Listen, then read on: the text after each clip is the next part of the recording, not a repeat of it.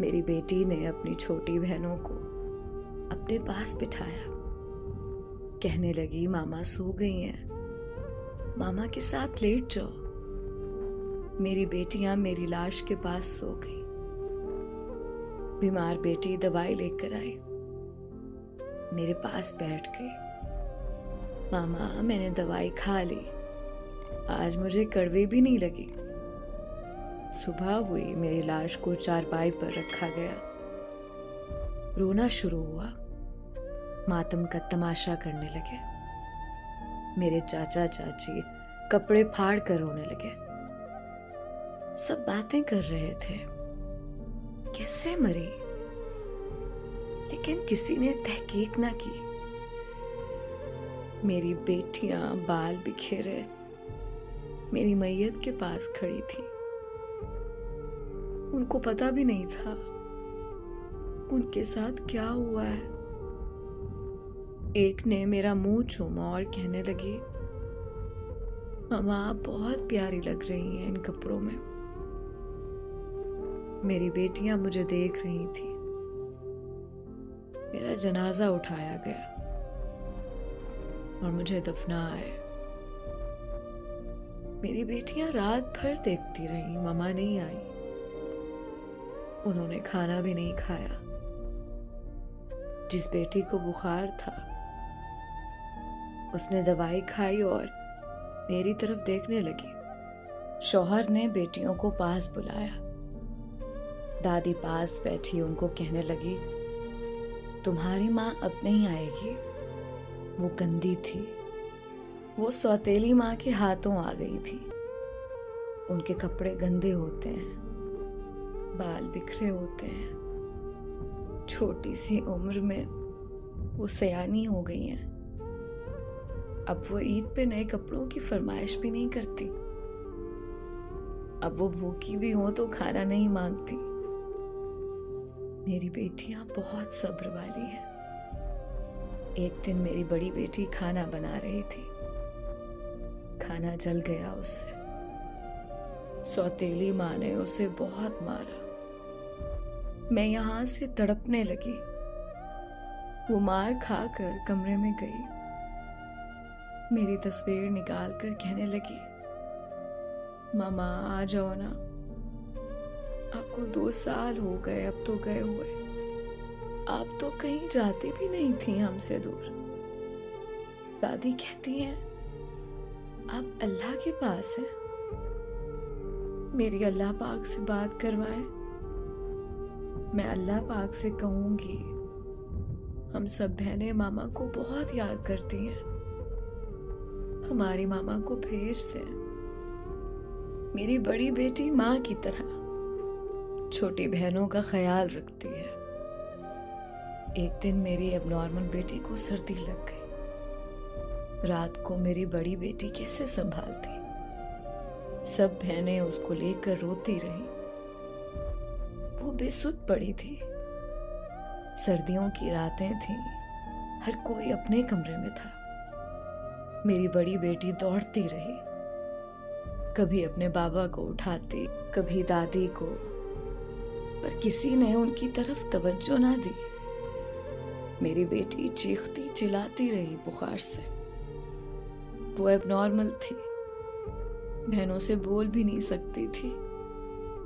मेरी बड़ी बेटी भी इतना मैच्योर नहीं थी कि वो बहन की बीमारी समझ सकती।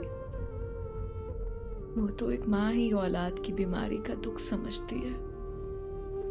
रात के आखिरी पहर मेरी एबनॉर्मल बेटी दुनिया छोड़कर मेरे पास आ गई।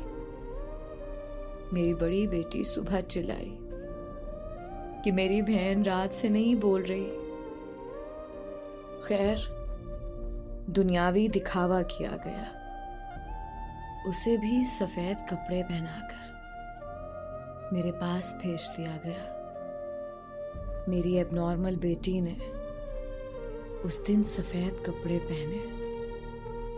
बड़ी बेटी बहुत रोई और चीख चीख कर कहती रही, मम्मा ने ये कपड़े पहने, अभी तक वापस ना आई। मेरी भूल सी शहजादी ने आज सफेद कपड़े पहन लिए हैं। तो आप मामा के पास जा रही हैं?